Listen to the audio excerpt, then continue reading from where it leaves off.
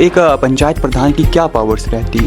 कि भूमि सुधार के कार्य किए जाते हैं, भू संरक्षण किया जाता है, प्लांटेशन वगैरह वर्क किए जाते भूमि हैं। सुधार कुछ चुनिंदा लोगों का ही तो नहीं किया जाता? तो आपने अभी तक क्या क्या मेजर वर्क्स करे हैं अपने ग्रामीण इलाके के लोगों के लिए? मतलब मेरे फैमिली ने पर्सनली ज़मीन डोनेट की है। आप करवाई उन्होंने? जी। जैसे इलेक्शन आता है, एक प्रधान पूरी पंचायत का दौरा करता है खुद को वोट बटोरने के लिए, लेकिन अक्सर देखा जाता है कि जब वो जीत जाता है उसके बाद वो पंचायत का मुख भी नहीं देखता है। 3-4 महिलाओं ने अपनी जान गंवाई है। इवन मुश्किल से जहाँ से चलना पड़ता था, पैर रखने तक की जगह नहीं थी, वहाँ पे हमने ग्रामीण पार्क बनवाए हैं। और ये सब छत काफ़ी साल पुरानी थी, लगभग 30-35 साल, और काफ़ी डैमेज हो गई थी, पानी तक चलता था अंदर जैसे उससे। तो कांग्रेस में आ गए तो क्या लोगों ने आपकी आलोचना नहीं करी कि हमारी प्रधान ने तो दल ही बदल? सड़क की व्यवस्था जब आप प्रधान बने थे उस समय कैसी थी और अब कैसी है वर्तमान? और हमें देखने को क्या मिलता है कि वार्ड सदस्य और जो प्रधान के बीच का जो तालमेल है वो नहीं बनता है। जिस बात करें अगर हेल्थ सेक्टर की, तो हेल्थ सेक्टर में आपने क्या कार्य किया? What challenges actually the public of your area facing current now and what is your solution for that? जय श्री राम दोस्तों। तो अभी हमारे साथ हैं ग्राम पंचायत लेज के प्रधान सुनीता भूषण जी, और जानेंगे इनकी कैसी जर्नी रही है, कैसे यहाँ तक पहुँचे हैं, इससे पहले इन्होंने क्या क्या किया है और क्या इनका विज़न है अपनी जनता को लेकर।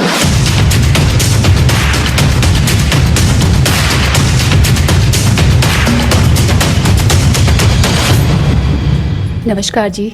बताना कि आपकी जर्नी कैसे स्टार्ट हुई, कहाँ से स्टार्ट हुई, इससे पहले आपने क्या क्या किया है, अपनी एजुकेशन क्वालिफिकेशन, और कैसे यहाँ तक आप पहुँचे? जी, सबसे पहले तो आप सभी को मेरा नमस्कार, जो भी मीडिया के माध्यम से मुझे देख रहे हैं। मैंने सबसे पहले यहाँ पर 2010 में बीडीसी का इलेक्शन लड़ा था, और उसके बाद निरंतर मैं राजनीति में कार्यरत रही। मतलब जैसे बीडीसी के 5 साल, और उसके बाद 2010 से 2015। हाँ जी, और उसके बाद फिर मैंने भारतीय जनता पार्टी के लिए कार्य किया। और अभी भारतीय जनता पार्टी में क्या थे आप, क्या दायित्व था? मैंने जिला महिला मोर्चा और मैंने स्टेट कार्यकारिणी तक कार्य किया है। और इसके बाद जैसे मैंने प्रधानी का इलेक्शन लड़ा। कब लड़ा? आज 2021 में, और आज मैं वर्तमान में प्रधान हूँ। भारतीय जनता पार्टी में काम किया, कई उच्च पदों पर काम किया, लेकिन जब आप प्रधान बने तो उसके बाद क्या आप उसी पार्टी में रहे या फिर आपने दल बदली की? जी बिल्कुल, जैसे कि मैं पहले भारतीय जनता पार्टी के लिए कार्य किया है। मैं जिला स्तर पर प्रदेश कार्यकारिणी तक रही हूँ भारतीय जनता पार्टी में। परंतु जब मैं प्रधान बनी, और प्रधान बनने के कुछ समय पश्चात मैंने पार्टी परिवर्तित की थी, और मैंने कांग्रेस पार्टी को ज्वाइन किया था। ये इस मंच के माध्यम से मैं आज ये बात कहना चाहती हूँ कि मेरा कांग्रेस ज्वाइन करने का या पार्टी बदलने का सबसे मेन मोटिव ये था कि जो मेरा ग्राम पंचायत लेज है उसका विकास ना रुके, और ग्राम पंचायत लेज का निरंतर विकास हो, इसके लिए मैंने पार्टी को परिवर्तित किया था।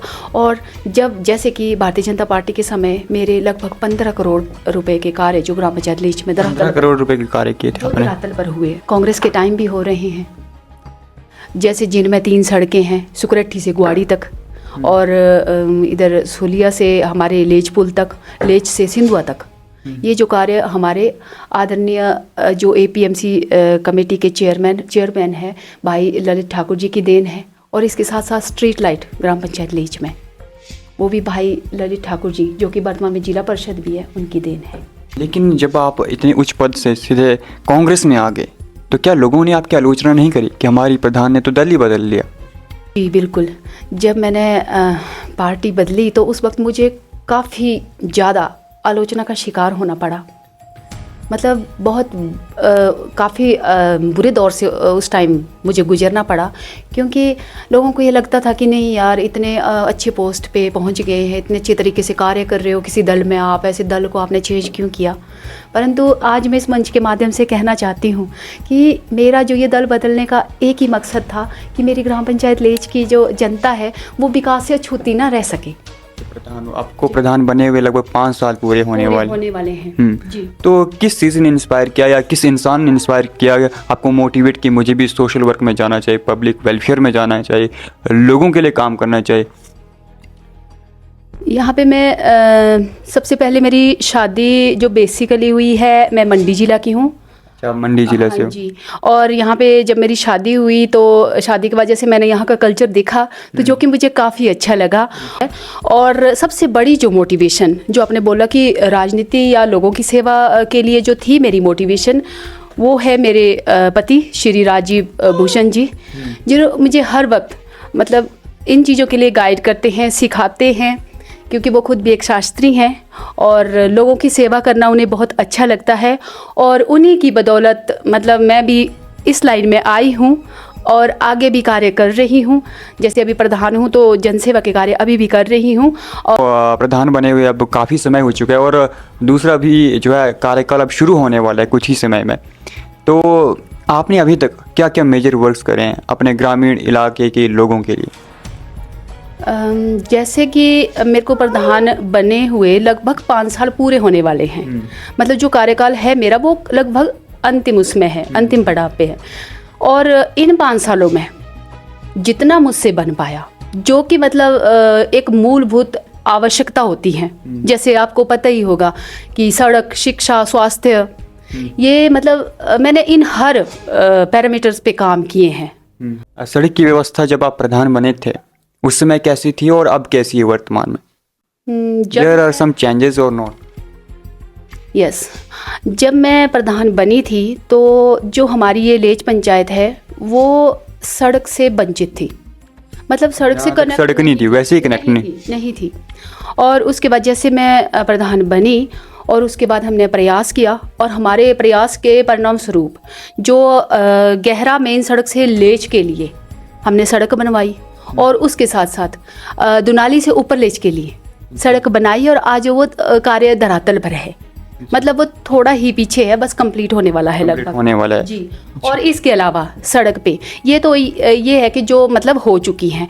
इसके अलावा 3 मेरी ऐसी सड़कें हैं जो जैसे कि जिनका टोकन बजट पड़ गया है, अप्रूव हो गई है। मतलब सिर्फ हमें ज़मीन गिफ्ट डीड करनी है और उन पर भी काम करेंगे। और इनमें 3 सड़कों में गुआड़ी से सुकरेटी से गुआड़ है और हमारे दुनाली से लेच पुल है और लेच पुल से सिंधुआ गांव। इससे जो मेरी छोटी सी पंचायत है वो सड़कों के मतलब कनेक्टिविटी में आ जाएगी, हर एक गाँव कनेक्ट हो जाएगा उससे। सड़कों पे जब हम दिन में चलते हैं तब तो हमें लाइट की नीड नहीं होती है, लेकिन जब रात में हम सफ़र करते हैं तो कहीं ना कहीं लाइट्स की नीड होती है। तो क्या वैसी कुछ व्यवस्था की गई है वहाँ पर कि लाइट की कुछ व्यवस्था हो रात को, जो आपने सड़क बनाई है? जो मेन सड़क गहरा से लेकर हमारे पंचायत का जो सबसे टॉप का गांव है ग्वाड़, वहाँ तक सड़क में नीचे तक और रास्ते में भी लाइटिंग की, सोलर लाइटिंग की व्यवस्था है। हाँ जी, स्ट्रीट लाइट की व्यवस्था है। हाँ, लेकिन बात करें अगर हेल्थ सेक्टर की, तो हेल्थ सेक्टर में आपने क्या कार्य किया अभी तक अपने ग्रामीण इलाके के लोगों के लिए? हमारे यहाँ पे एक सबसे बड़ी समस्या एक थी, वो थी स्वास्थ्य संबंधी समस्या।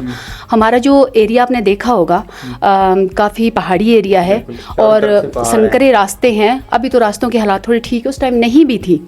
और लोगों को एक इंजेक्शन तक लगाने के लिए यहाँ से 10 किलोमीटर दूर CHC दरवाला जाना पड़ता था। और उस समस्या को मद्देनज़र रखते हुए हमने ये सोचा कि क्यों ना हम PSC लेच के लिए लाएं। और इसमें हमारा सबसे बड़ा सहयोग उस टाइम जो हमारे माननीय विधायक थे GLL कपूर जी, उन्होंने दिया था। अभी मैं पंचायत प्रधान का इलेक्शन शायद मैंने फाइट भी नहीं किया था और उस टाइम हमने इसे सैंक्शन करवा लिया था। और जैसे मैं प्रधान बनी तो एक मतलब भव्य आयोजन के साथ हमने PSC लेच करवाया। प्रधान बनने से पहले ही आपने इसकी योजना बना ली थी और कार्य भी लगभग स्वीकृत भी हो गया था। और कैंप का आयोजन करते हैं। जैसे आज की तारीख को ही 18/11/2025 को आज हमने कैंप का आयोजन किया। कैंप का आयोजन किया गया, तो इसमें भागीदारी क्या सरकार की भी रहती है या फिर आप अपने ही लेवल पर ये कैंप ऑर्गेनाइज करते हो? ये जो कैंप था ये हमने अपनी डिमांड पे दिया था, क्योंकि हम चाहते थे कि लोगों को यहाँ पे मतलब सुविधा मिल सके अच्छे डॉक्टरों की। जैसे कि एक समस्या आ रही थी कि भाई महिलाएं बेचारे दूर नहीं जा पाते, सफ़र नहीं कर पाते। कई लोग ऐसे होते हैं घर में बैठे होते हैं, हड्डियों में जोड़ों में दर्द होती है। तो हमारी एक ये वो थी, रिक्वायरमेंट थी कि यहाँ के लोगों को वो सुविधा हमारे PSC में मिले। What challenges actually the public of your area facing current now and what is your solution for that? जी, जैसे आप जानते हैं कि सबसे बड़ा चैलेंज तो आज की डेट में क्या है, आपको भी पता है, नशा। बेरोजगारी है ना, अनएम्प्लॉयमेंट, देखो कितनी समस्या है। और जैसे नशे की बात करें तो जैसे हमारे ग्राम पंचायत लेच में आए दिन हम लोगों को कैंप्स के माध्यम से या कुछ मीटिंग्स या ग्रुप मीटिंग्स के माध्यम से जो हमारे जी जन अभियान के माध्यम से भी हम लोग जो युवाओं को विशेषकर उनको गाइड करते हैं कि वो नशे से दूर रहें। और इसके साथ साथ रही बेरोजगारी के लिए, तो बेरोजगारी के लिए ये है कि अब जैसे बेरोजगारी तो है ही, अब ये तो प्रत्यक्ष है, पर हमें इसका मिलजुल के कुछ ना कुछ सल्यूशन करना चाहिए। हमें टेक्निकल साइड आई थिंक ज़्यादा जाना चाहिए, और हो सके तो टेक्निकल एजुकेशन बच्चों को लेनी चाहिए ताकि वो मतलब उस फील्ड में आगे जा सके।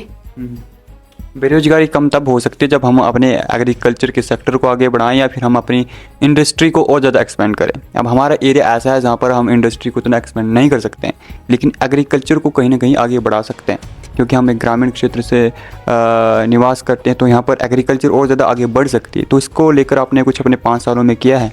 जी, एग्रीकल्चर का वैसे तो हम लोग समय समय पर जैसे कृषि वगैरह कैंप भी अटेंड करते हैं, लोगों को अवेयर करते हैं कि वो आप अपनी खेती बाड़ी पे मतलब फोकस करें।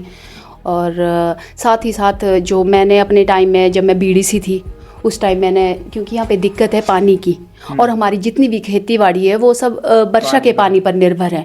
अब बारिश नहीं होती तो हमारी फसल वगैरह ख़राब हो जाती है।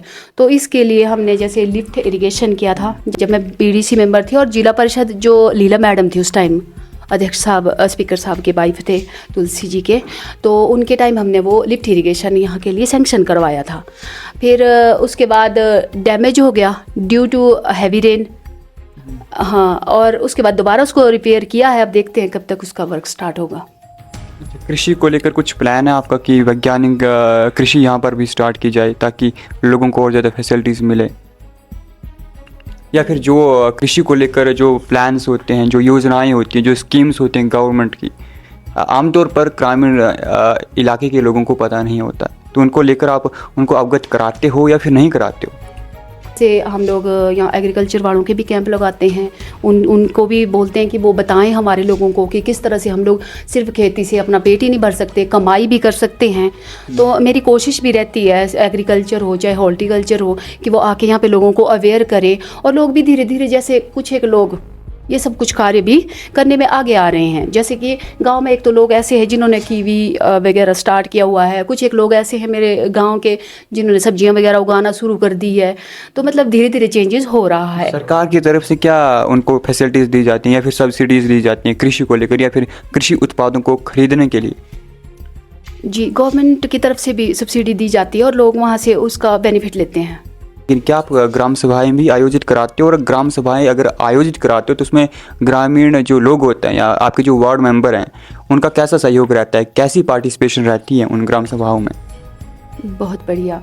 मेरी जो पंचायत है उसमें 5 वार्ड है और 5 ही हमारे वार्ड मेंबर है, और सभी कोऑपरेटिव है, बहुत अच्छे से लोगों के लिए काम करते हैं, और सभी मिलजुल कर मतलब गाँव के विकास की बातें करते हैं।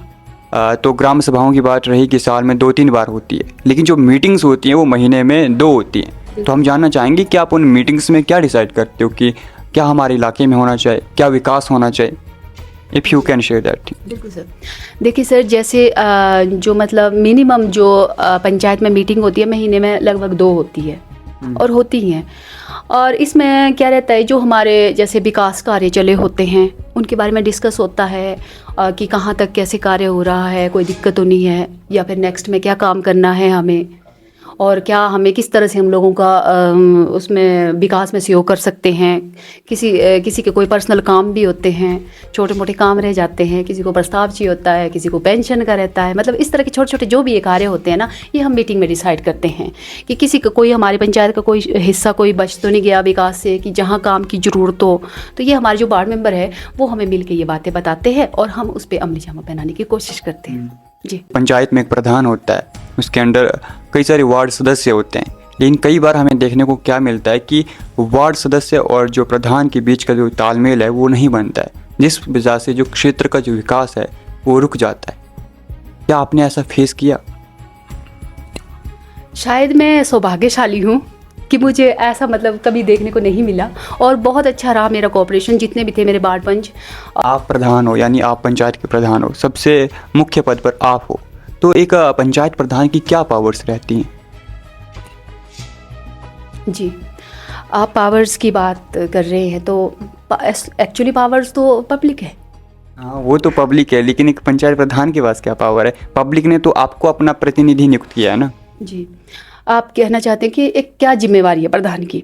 तो एक मेरे हिसाब से कि एक पंचायत की जिम्मेवारी ये होनी चाहिए कि वो ग्राम पंचायत में किस तरह से विकास करता है, कि भाई किस किस क्षेत्र को वो छूता है। जैसे मान लो शिक्षा में वो क्या कर रहा है ना, स्वास्थ्य के लिए क्या कर रहा है, आपके लोगों के विकास के लिए क्या कर रहा है, खेतीबाड़ी के लिए क्या हो रहा है, या सड़कें या जो भी पानी वगैरह की स्कीम्स, इसमें वो क्या क्या कार्य कर रहा है। तो आई थिंक ये प्रधान की जिम्मेवारी होती है कि वो हर फील्ड में काम करें ताकि पंचायत का सार्वभौमिक विकास हो।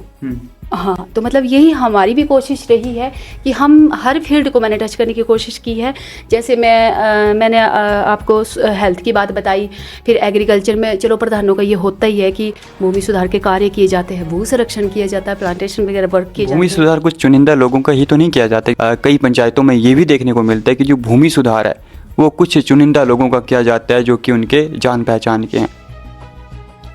नहीं सर, ऐसा नहीं है। जहाँ ज़रूरत है वहाँ कार्य हुआ है, और ऐसा नहीं है कि चुनिंदा को किया हुआ है, सबका हमने कार्य करने की कोशिश की है। हमने बात कर ली हेल्थ के बारे में, हमने बात कर ली रोड्स कनेक्टिविटी के बारे में, लेकिन बात करें अगर एजुकेशन की, तो एजुकेशन में क्या आपका योगदान रहा है अभी तक? क्या किसी स्कूल में आपने कोई फंक्शन करवाया है, कोई कैंप लगवाया या कुछ भी करवाया जिससे कि जो स्टूडेंट्स हैं वो अवेयर हों? जी, मतलब स्थिति ऐसी थी कि जो हमारा ग्राम पंचायत लेज का स्कूल है, जीपीएस लेज, वहाँ पे जो उसके जो रूम वगैरह थे अंदर काफ़ी उनकी स्थिति ख़राब थी। हाँ जी, तो हमने वहाँ पे जो रूम थे उनकी रिपेयरिंग करवाई है अंडर पंचायत। हाँ जी, पंचायत के अंडर ही, मतलब अपने थ्रू करवाया है। और दूसरा जो एक हमारा स्कूल पड़ता है सिंधुआ, और सिंधु स्कूल में जो वहाँ पे भी मतलब छत काफ़ी साल पुरानी थी, लगभग 30-35 साल, और काफ़ी डैमेज हो गई थी, पानी तक चलता था अंदर जैसे उससे ना, तो उसे भी रिपेयर करवाया है हमने। और स्टाफ के लिए भी समय समय पर मिलते हैं कि भाई बच्चों को पूरे टीचर उपलब्ध हो, तो इसके लिए भी हम लोग टाइम टू टाइम बात करते रहते हैं। आपने बात करी स्कूल्स की बिल्डिंग की, लेकिन जहाँ पर आप बैठते हो, जो आपका पंचायत घर है, वहाँ क्या स्थिति है? अब कैसी स्थिति है और पहले कैसी स्थिति थी, उसके बारे में अगर कुछ बयान करना चाहोगे? 5-6 साल पहले देखते तो उसकी स्थिति काफ़ी दयनीय थी। वहाँ पे भी हमने पूरा उसे रेनोवेट किया है, और उसका जो टाइलिंग या पीवीसी जो भी आप देख रहे हैं आज, जो भी था वो हमने किया है, क्योंकि उससे पहले उसकी बहुत थी, मतलब उससे पहले वैसा नहीं था, वो बहुत कंडीशन ख़राब थी। और सबसे ज़्यादा समस्या मेरे ग्राम पंचायत लेज में रास्तों की थी, और ये सिर्फ गांव के बीच के रास्ते ही नहीं थे, इवन जो हमारे घासनियाँ होती हैं वहाँ के रास्तों की स्थिति भी दयनीय थी। अच्छा, हाँ जी। तो आपने क्या किया उन रास्तों के लिए? जी, जैसे ग्राम पंचायत लेज में नीचे जितने भी रास्ते आपने देखे होंगे अभी भी, वहाँ पे हमने इंटरलॉक टाइल किया है। तो वो इंटरलॉक टाइलें आपने लगवाई है? हाँ जी, मैंने सोचा उन्होंने पर्सनली लगवाई होगी लोगों ने। जी नहीं, एक इंटरलॉकिंग टाइल निचली लेज, फिर डभालका में और सिंधुआ में वर्क हुआ है हमारा, और जहाँ पर कच्चे रास्ते थे उन रास्तों को हमने पक्का किया है। और साथ ही साथ जहाँ पे बिल्कुल रास्ते ही नहीं थे, इवन मुश्किल से जहाँ से चलना पड़ता था, पैर रखने तक की जगह नहीं थी, वहाँ पे हमने ग्रामीण पाथ बनवाए हैं। और इसके साथ साथ घासनी है हमारे काफ़ी दूर दूर, क्योंकि हमारा एरिया उस तरह का है। और उनने में तो आया है, एक तो मेरे सामने ही और एक हमारे से पहले भी, मतलब 3-4 महिलाओं ने अपनी जान गंवाई है। तो रास्ते की वजह से? जी, क्योंकि घासनियों को घास काटने जाते हैं, और आने जाने में जो रास्ता था ना, वो रास्ता नहीं था, सिर्फ पैर रखने के लिए एक बस उस तरह का रास्ता ही कहते थे, संकरी रास्ता बोल दो। तो वो रास्ते हमने ठीक करवाए हैं ताकि लोगों को सुविधा हुई है। और क्योंकि जैसे इसके लिए मैंने एक हमने इधर मंत्री साहब का कार्यक्रम भी करवाया है। आप किस मंत्री का? आदरणीय जगत सिंह नेगी जी हैं, सुमंत्री हिमाचल प्रदेश सरकार। हमारे गांव की मूलभूत समस्या के लिए बोला, आपने बोला कि आपने क्या कार्य किया, तो मैं उसका आपको जवाब देती हूँ कि ग्राम पंचायत लेज की हमारी सबसे बड़ी समस्या थी हमारे लेज के पुल। बन तो गए थे वो ब्रिज, हाँ जी, अच्छा, जहाँ से आप अभी आए क्या होंगे। समस्या थी उन ब्रिज में? एक्चुअली उनकी इतनी खस्ता हालत हो गई थी बनने के मात्र 1.5 साल के अंदर कि मतलब वहाँ पे लोगों को चलना मुश्किल हो गया था। और जो हमारा जीपी योग्य पुल था वहाँ पे तो मतलब पत्थर रख रख के लोग क्रॉस होते थे। हाँ जी। जैसे बात हमारी मंत्री साहब से बात हुई तो उन्होंने उस पुल में प्लेट्स डली है 8 mm की, और इसका अमाउंट भी आई थिंक 22 लाख के करीब था। जी बिल्कुल, जीप योग्य पुल, हाँ जी, उसकी प्लेट्स चेंज करवाई है। और इसके साथ साथ जब वो यहाँ आए थे, चलो अब बात लगी ही है उनकी, तो मैंने उनसे एक रिक्वेस्ट और की थी कि साथ में हमारा जो लकड़ी का पुल लगता है गहरा से लेच के लिए, जो ऑन फुट ब्रिज है, जहाँ से लोग पैदल आते जाते हैं और वो नज़दीक भी पड़ता है गांव के लोगों के लिए, हम लोगों के लिए, तो उसके लिए भी हमने उनसे निवेदन किया है कि इसके लिए भी वो धनराशि मुहैया करवाएं। और साथ ही साथ घासनियों की बात से आई थी ये बात, घासनियाँ है वो काफ़ी गांव से काफ़ी दूर है और रास्ते भी काफ़ी संकरी हैं। भले ही रास्ते बन गए उसके बावजूद भी रिस्की है। अच्छा, हाँ, आप खुद भी जाते हो घास लेने कभी? बिल्कुल जी, जाती हूँ, बट हमारे इधर नज़दीक है। निचले लेच में है, तो जो उनके है ऊपर के, तो मैंने उनके लिए वो तार स्पैम, मतलब वो अपना जो भी है उनका बोझा वो उसमें ढोक के अपने घर तक ला सके, तो वो भी मैंने उनके सामने 2 मुद्दे रखे थे कि आप 2-3 गांव के लिए मेरे वो तार स्पैम डलवाएं, ताकि मेरे लोगों को पीठ में उठा के वो घासनियाँ या कोई भी उनका सामान हो, जैसे वो साथ में पीठ में उठा के ना लाना पड़े और आसानी से वो घर तक पहुंच जाए और किसी तरह की हानि या दुर्घटना किसी को ना हो। डलवाई उन्होंने? जी बोला है उन्होंने, अब देखते हैं कब तक अभी तक डलेगा। डलवाई नहीं है वैसे। हाँ जी। अच्छा, ये लेकिन एक बात होती है, जैसे इलेक्शन आता है, एक प्रधान पूरी पंचायत का दौरा करता है खुद को वोट बटोरने के लिए, लेकिन अक्सर देखा जाता है कि जब वो जीत जाता है उसके बाद वो पंचायत का मुख भी नहीं देखता है। तो क्या आप ऐसा करते हो, दौरा करते हो पंचायत का, या फिर पंचायत में जाते ही नहीं हो इलेक्शन के बाद कि मेरी पंचायत में क्या क्या चल रहा है, क्या क्या समस्याएं हैं लोगों की? ऐसा नहीं है, जब से मैं प्रधान बनी हूँ मैं अपने ग्राम पंचायत लेच में ही हूँ, लोगों से बीच बीच में हर बार रूबरू होती रहती हूँ, इवन उनके घर जाकर उनकी समस्या पूछती हूँ, और जो कोई काम हो रात दिन एक करके, सीधी सी बात, मैं उनकी सेवा में तत्पर रहती हूँ। अभी तक के 5 साल के करियर में कोई ऐसे 3 काम बताना जो कि आपके मेजर वर्क्स रहे हैं, जिसे आप कभी ना भूल सकते हैं और ना ही आप चाहते हो कि जनता इसे भूले, ये कार्य जो है मेरे द्वारा करवाए गए हैं। देखिए सर, 5 साल के मेरे कैरियर में आपको पता है सबसे बड़ा कार्य तो पीएससी लेच है, एक कार्य, और दूसरा ग्राम पंचायत लेच के लिए जो सड़कें सैंक्शन हुई है, जो सड़कों से हमारी पंचायत का जुड़ाव, दूसरा वो बड़ा कार्य। जो मेरा तीसरा बड़ा कार्य है जिसे मैं चाहूँगी कि मेरी ग्राम पंचायत लेच की जनता ना भूले, वो है मैंने शहीद प्रीति सिंह गेट का निर्माण करवाया है ग्राम पंचायत लेच में। शहीद प्रीति सिंह एक ऐसे योद्धा थे जो कि 1989 में ऑपरेशन पावनदूत के दौरान श्रीलंका के साथ था ये, तो उस दौरान वो शहीद हुए थे। और इसके साथ साथ एक हमारे गांव रमसैनिका से थे अंगद ठाकुर जी, जो कि 1971 में भारत पाकिस्तान युद्ध में शहीद हुए थे। तो उनकी याद में, उनकी स्मृति में मैंने ग्राम पंचायत लेच में शहीद प्रीति सिंह का गेट का निर्माण करवाया। इससे पहले नहीं हुआ था इस गेट का निर्माण? नहीं सर, आप नहीं करवाया? जी। वर्क्स थे आपके, मेजर वर्क्स थे जो कि आपके इस 5 इयर्स के टेन्योर के थे, लेकिन अब एक बार फिर से इलेक्शन आने वाला है और शायद आप फिर से प्रतिनिधि बनने की दौड़ में एक बार फिर से इलेक्शन में उतरो, तो उस इलेक्शन के लिए या फिर अगले 5 इयर्स के लिए आपके क्या प्लान्स रहने वाले हैं? क्या आपका मेमोरेंडम रहने वाला है? क्या ऐसे वर्क्स रहने वाले हैं जो कि आप करना चाहोगे पब्लिक के लिए? जी, तब मेरा पर्सनल विजन था कि मेरे कुछ काम रह गए हैं। अच्छा, 5 साल में नहीं हो पाए? जो नहीं हो पाए हैं, जो मैं चाहती थी कि मैं करूं, और उन सब कामों में सबसे मेन था खेल मैदान लेच। खेल मैदान बनाना? जी। क्यों? क्योंकि ग्राम पंचायत लेच में जो सबसे ज़्यादा समस्या है युवाओं की, वो सिर्फ खेल मैदान की है। आते होंगे आपके पास युवा कि हमें एक मैदान चाहिए, हमें ग्राउंड चाहिए जहाँ पर हम खेल सकें। बिल्कुल जी। और अक्सर ये डिमांड रही है और मैंने इसके लिए प्रयास किया भी था, परंतु किसी कारणवश वो सक्सेस नहीं हो पाया है। क्या कारण रहे ऐसे? वो कुछ आप धन के अभाव से समझ लो आप, या कुछ और भी वजह रही जिस कारण वो कार्य पूरा नहीं हो पाया। और भी इसके अलावा भी कई ऐसे मतलब प्रोजेक्ट्स हैं जो मेरी नज़र में है। मैं चाहती हूँ कि ग्राम पंचायत लेच में लाइब्रेरी हो। मैं चाहती हूँ कि एक पंचायत का बहुत बड़ा ग्राम सभा हॉल बने और पंचायत गेस्ट हाउस बने, वहाँ पे लाइब्रेरी भी बने, एक ही जगह पर सब जी जी जी। मेरे फैमिली ने पर्सनली ज़मीन डोनेट की है। आपकी फैमिली ने पर्सनली ज़मीन डोनेट की है गवर्नमेंट को, है? गिफ्ट की है जी। लेकिन आपने बात करी युवाओं की, लेकिन आप एक महिला हो तो महिला के लिए क्या होने वाला है? कुछ प्लान्स हैं उनको लेकर कि महिलाओं के लिए क्या होना चाहिए ताकि वो भी आगे बढ़ सके? जैसे कि सेल्फ हेल्प ग्रुप्स होते हैं, कई सारी चीज़ें होती हैं, कई सारी स्कीमें होती हैं जो कि महिलाओं के लिए होती हैं। जी जैसे मैं खुद एक महिला हूँ तो मैं चाहूँगी कि महिलाएं भी आगे आएँ, वो बढ़ चढ़ कर सहयोग करें और करती हैं, ऐसा नहीं है। मैं चाहती हूँ कि एक तो महिलाएं बढ़ चढ़कर अपना जो सेल्फ हेल्प ग्रुप होते हैं उनके माध्यम से आगे आएँ और साथ ही साथ उनके लिए जैसे एक महिला मंडल भवन वगैरह, जो मैं अपनी तरफ से कह रही हूँ कि मैं आने वाले 5 सालों में अगर मुझे मौका मिलता है तो मैं उनके लिए वो बनवाऊँगी। तो वीडियो की एंड में कुछ ऐसा मैसेज देना चाहोगे अपनी जनता को, जो आपकी पंचायत की आपकी ग्रामीण जनता है उनके लिए?